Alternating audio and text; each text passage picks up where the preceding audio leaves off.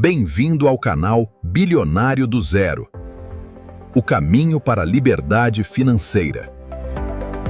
Olá a todos, bem-vindos a mais um vídeo de estudo aqui do canal. Nesse vídeo de hoje eu vou fazer uma breve análise da evolução dos dividendos, dos FIIs que eu tenho na carteira e também de alguns que já deixaram a carteira.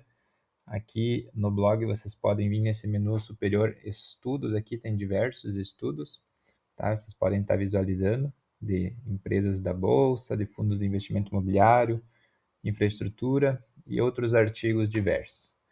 Mas para o vídeo de hoje, o principal ponto vai ser analisar o crescimento da distribuição dos resultados. Quero verificar se os meus fundos que eu investi estão conseguindo crescer a renda distribuída ano a ano. Então, começando aqui pelo XPML11, esse fundo imobiliário ele trabalha no setor de shoppings, no segmento de shoppings. E ele teve aqui no ano de 2019, 2020, aqui uma queda forte na distribuição, nos rendimentos, que foi impactado principalmente aqui pela pandemia. Então, a partir de então, ele começou a se recuperar gradualmente, né? Então, aqui em 2022 ele já estava crescendo em relação a 2019, período pré-pandemia, e ele veio crescendo bem aqui até 2025, que 2024 e 2025 foi meio lateral. E esse ano, até o momento, aí metade do ano, né, praticamente que já distribuiu mais de R$ 6. Provavelmente esse ano ele vai distribuir de forma bastante similar aqui ao ano anterior, ou talvez um pouquinho a mais. Então esse é um fundo que conseguiu se recuperar, né, das crises aí e tem mantido um histórico de crescente, né, cada ano distribui mais. Então esse aí realmente nesse quesito tá de parabéns. O segundo fundo imobiliário analisado é o XPLG11.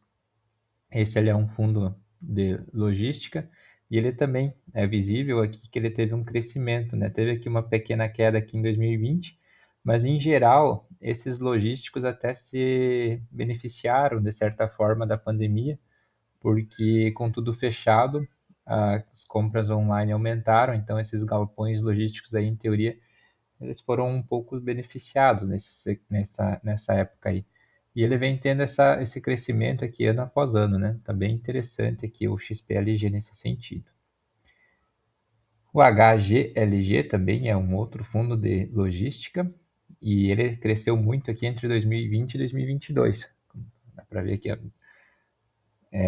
ver que ele de fato conseguiu aproveitar esse crescimento da demanda aí por imóveis logísticos nessa época e cresceu muito forte, que é a distribuição dele. A partir de 2023 teve uma queda na distribuição e praticamente ficou lateralizado desde então. Tem que dar uma estudada aí com mais calma para ver o que está acontecendo com ele. O KNRI, que é um dos mais conhecidos aí, mais antigos do mercado, ele trabalha com imóveis logísticos e também lajes. Então ele é um fundo misto, vamos dizer assim. E aqui a gente pode ver, né, que ele vinha numa fase ruim, 2017 até aqui depois da pandemia. Acredito que na pandemia ele foi prejudicado na parte dos escritórios, por causa que o pessoal foi muita gente aí para o home office, né? Mas, por outro lado, ele teria essa vantagem na busca dos logísticos. E, no geral, ele conseguiu se recuperar e tem mantido a sua distribuição nos últimos 3 anos. Está estável a distribuição de dividendos ou proventos, né? O HGRU, né, esse aqui é um dos exemplos mais claros de crescimento, praticamente triplicou aí no período, saiu de 4 para próximo de 12, né, e é renda urbana, né? Aqui então ele teve 3 anos meio lateral, subiu forte em 2022, 2023 para 2024 que é um pouquinho, voltou a subir ano passado. Esse ano aqui está um pouco fraco, né? Considerando que já estamos aí na metade do ano, imaginava que estaria um pouquinho melhor. Terminando os FIIs de tijolo que eu tenho na carteira, né? Vamos para os FIIs de papel, então. O RECR, que era o antigo UBSR, esse aqui é um dos fundos que eu possuo na carteira que tem dividendos mais elevados, no sentido de dividend yield, né? O tanto que ele distribui em relação à cota. E ele oscilou aqui nesses últimos anos, praticamente aqui, não teve crescimento nessa distribuição, né? Mas está conseguindo aí se manter mais ou menos estável aqui, apesar das oscilações, mas está mais ou menos estável. O MXRF11 é outro fundo de papel que eu tenho na carteira. Esse aqui até que está apresentando um crescimento bem legal, né? Atingiu um pico aqui em 2023 e agora estabilizou aqui nos últimos 2 anos. Então, mas se você pegar aqui desde 10 anos atrás, 2016, praticamente dobrou aqui, saiu de 60 para 1,20, né? 100% de aumento na distribuição, tá? Tá bem satisfatório. Aqui temos essa imagem da minha carteira atual, lembrando sempre que isso aqui não é uma recomendação, é apenas um estudo. E aqui vocês podem visualizar também os outros indicadores, como o dividend yield, o preço sobre o valor patrimonial, o percentual de caixa. Esse aqui é um print lá do site Status Invest, né? E aqui tem, no fundo, aqui tem um período de 5 anos da cotação. Nesses últimos 5 anos dá para ver que todos eles valorizaram a cota, alguns até valorizaram de forma bastante relevante. Essa cotação aqui, provavelmente ela é descontada o dividendo da cota, né? Então isso ajuda também para ele ficar assim tão alto. Vamos pegar, por exemplo, aqui só para fins de comparação, vou abrir aqui o MXRF11 deste site. Esse site, o Investidor 10, a gente pode trocar aqui em cima a cotação padrão e cotação ajustada. A cotação padrão, ela vai ficar né, mais de lado, digamos assim, e a cotação ajustada, ela vai descontar do valor da cota o valor distribuído. Então, por exemplo, às vezes você vai dizer, eu comprei MXRF a R$10 5 anos atrás, né? Aqui. E aí tu pega um gráfico de cotação ajustada, ele vai parecer que 5 anos atrás ele estava R$5, né? Então tem esses detalhes aí na cotação que tem que observar. E isso também é um ponto importante de estar observando, porque esse estudo ele está considerando apenas a evolução dos dividendos distribuídos. Ele não está considerando essa questão da valorização da cota. Então, realmente, se fosse pegar uma cotação padrão aqui, por exemplo, MXRF11, o cidadão que comprou aqui a R$10 5 anos atrás está perdendo dinheiro. Né? O valor da cota está hoje menor do que o seu preço médio, provavelmente. Mas se você considerar tudo que ele pagou de dividendo, né? Então está com um lucro muito alto. E os FIIs que saíram da carteira ao longo do caminho, né? Esses aqui, então, vamos dar uma olhada como é que eles performaram no período, apenas a título de curiosidade. Os fundos que saíram ou foi por questões que foram vendidos por questões de gestão da carteira, né? Resolvi dar em 2023, resolvi dar uma reorganizada nela, reduzir o número de FIIs que eu possuo, principalmente por causa do BRCR, que é o primeiro aqui que vamos analisar. Eu estava insatisfeito com ele, resolvi vender ele, e como eu tinha um prejuízo nele, eu resolvi vender outros fundos que estavam no lucro, para sair meio que no 0 a 0, assim, e, vamos dizer, compensar tributariamente esses lucros com o prejuízo. Então, eu não me lembro como é que era na época, se eu poderia registrar na questão do imposto de renda para abater em anos seguintes, mas eu decidi fazer isso no mesmo dia, inclusive, para evitar complicações com o imposto de renda e não precisar pagar sobre os ganhos que eu tive com os outros fundos. Então, nessa época aqui, eu vendi vários fundos e vamos dar uma olhadinha aqui um por um agora. Então, começando pelo BRCR, esse aí passou por anos difíceis, inclusive aqui após pandemia ele reduziu muito a distribuição, né? Então teve esse problema, né? Ele é um fundo de lajes corporativas, teve a questão do home office das empresas, mas tu vê que ele nunca mais recuperou, né? Ele ficou caindo praticamente, meio de lado, né? Mas dá para dizer que está meio de lado, assim, não está caindo tanto, mas deveria estar subindo para ser uma coisa atrativa.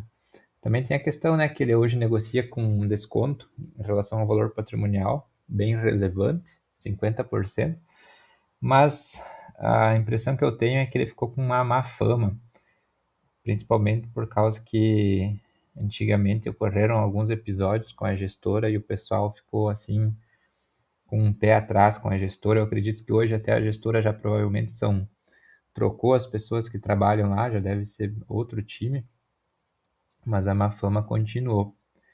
Aqui o XPCM é o caso talvez mais emblemático da minha história. Foi um fundo que teve um problema quando a Petrobras anunciou que ia sair. É um fundo monoimóvel e monoinquilino, né? E ele tinha um prédio apenas que ele era todo alugado para a Petrobras. Quando a Petrobras anunciou que ele ia sair, então já as cotações dele começaram a cair muito forte. E como vocês podem ver, desde 2024 ele não distribui mais proventos. Ele não conseguiu voltar a ser um fundo lucrativo. Então esse aqui tem várias publicações aí sobre ele no blog. Se vocês clicar aqui em cima do XPCM, vai aparecer várias publicações com ele marcado. O GGRC11, esse aqui é um desses casos, lá da venda em 2023, que eu vendi para compensar o lucro dele com o prejuízo do BRCR, e eu acabei não recomprando ele. Na época eu pensei que a minha carteira já tinha fundos suficientes, pelo tanto que eu invisto, e não valia a pena estar diversificando tanto, né? O HGRE também, uma situação bem similar. Aqui voltando um pouco no GGRC, eu não comentei, mas ele apresentou um crescimento muito bom nos dividendos aqui, né? Se for olhar, saiu de 0,60 para 1,20, similar ao MXRF11 também, e ele passou a ser base 10 também, igual ao MXRF11.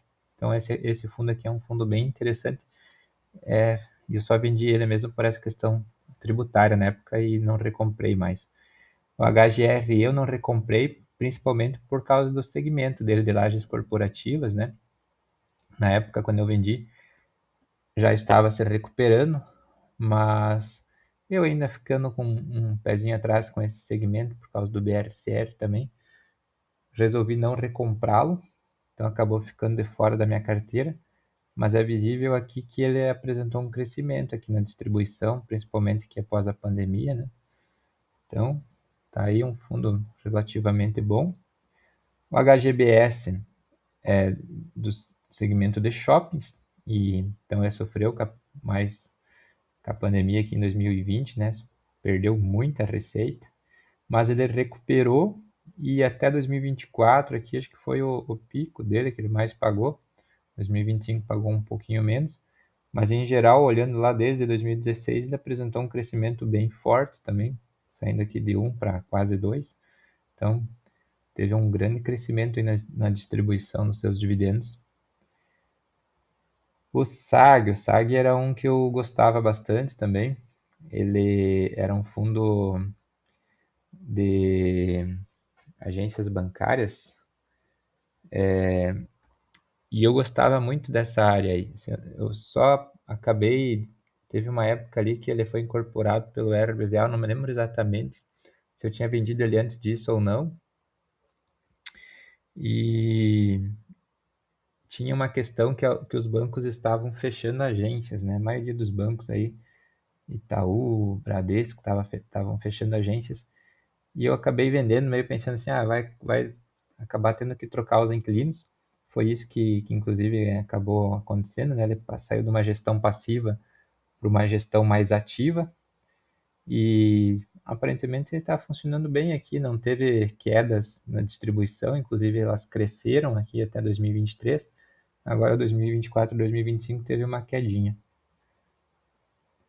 Aí aqui não sei agora se eu não estou confundindo até o SAG com o BBPO11. Mas se eu não me engano, é isso mesmo. Deixa eu abrir aqui o RBVA. Acho que o SAG era do Santander. Aí virou Rio Bravo Renda Varejo. Isso aqui é muito tempo atrás, já minha cabeça não ajuda muito. Mas eu acredito que era isso. E o BBPO era agências do Banco do Brasil e prédios administrativos. Os dois, se eu não me engano, eram vinculados a bancos. O BBPA11 aqui então também mudou e passou a se chamar TVRI11, tá? e também ficou bem estável aqui os rendimentos dele, tá bem tranquilo. Eu acho que eu me confundi, eu acho que é o BBPA11 que passou a ser ativo. A gestão, se alguém puder comentar aí, comente a respeito desses dois, senão depois eu vou pesquisar e eu mesmo comento aqui embaixo. Vou colocar nos comentários mais detalhes sobre esses dois. E o principal aprendizado, então, acho que o principal foi aquele lá do Corporate Macaé, né, XPCM. Nunca investi em fundos monoinquilino, monoimóvel, esse tipo de coisa aí é muito perigoso. E estudar muito a gestora e o fundo antes de investir também é muito importante.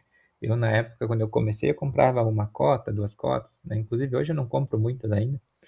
Então, eu não me aprofundava muito nos estudos, porque eu estava comprando pequenas quantidades e o meu objetivo era ir aprendendo conforme eu ia investindo, né? E que é basicamente o que eu faço até hoje, né? Eu vou meio que aprendendo na prática. E a carteira, com o passar do tempo, tu vai evoluindo como investidor, tu vai acabando mudando a sua carteira, ela vai melhorando cada vez mais. Aqui para finalizar, então, trouxe essa captura de tela do site Meus Dividendos. Aqui eu filtrei apenas dividendos dos fundos imobiliários, né? Então dá para ver uma evolução ano a ano, conforme eu ia aportando. E até chegar aqui em 2023, em julho aqui mais ou menos, foi na época que foi um pico aqui, R$ 231. Foi quando eu vendi e reduzi um pouco a minha posição nos FIIs, aí caiu aqui a distribuição, né? Aqui eu fiquei um bom tempo sem investir em FIIs novamente. Esporadicamente reinvesti alguns dividendos, mas não muita coisa. E agora, este ano de 2026, neste mês exatamente, eu resolvi voltar a investir em FIIs mais um pouquinho, apesar de que eu ainda considero que, analisando o risco-retorno, essas taxas do Tesouro Direto aí com IPCA mais 8, com um risco soberano, né, você tem que ganhar no mínimo aí um IPCA mais 10 nos fundos imobiliários. Então, analisando essa questão de risco-retorno, eu vejo que os fundos imobiliários não estão com muitas vantagens. Mas se você, inclusive, se você pegar o gráfico do IFIX e comparar ele com o gráfico do títulos de tesouro, eles andam praticamente juntos, né? Só que aí você tem uma renda fixa com risco zero praticamente, né? O risco do governo, que rende praticamente igual aos fundos imobiliários. Aí, por isso que eu fiquei algum tempo sem aportar nessa classe de ativos por causa disso. E agora eu estou voltando aos poucos apenas para fins de diversificação da carteira mesmo, que eu acho muito importante ter essa renda também, ela é isenta, né? Então isso tem uma vantagem tributária dos FIIs. Então tem que ser bem analisado, bem estudado, caso a caso. Cada pessoa tem as suas características aí. Alguns gostam de arriscar um pouco mais, outros não. Então é bem particular de cada investidor. O que eu queria trazer para esse vídeo era isso. Se você gostou do conteúdo, já deixa o like aqui e se inscreva no canal. Um abraço a todos e até o próximo vídeo.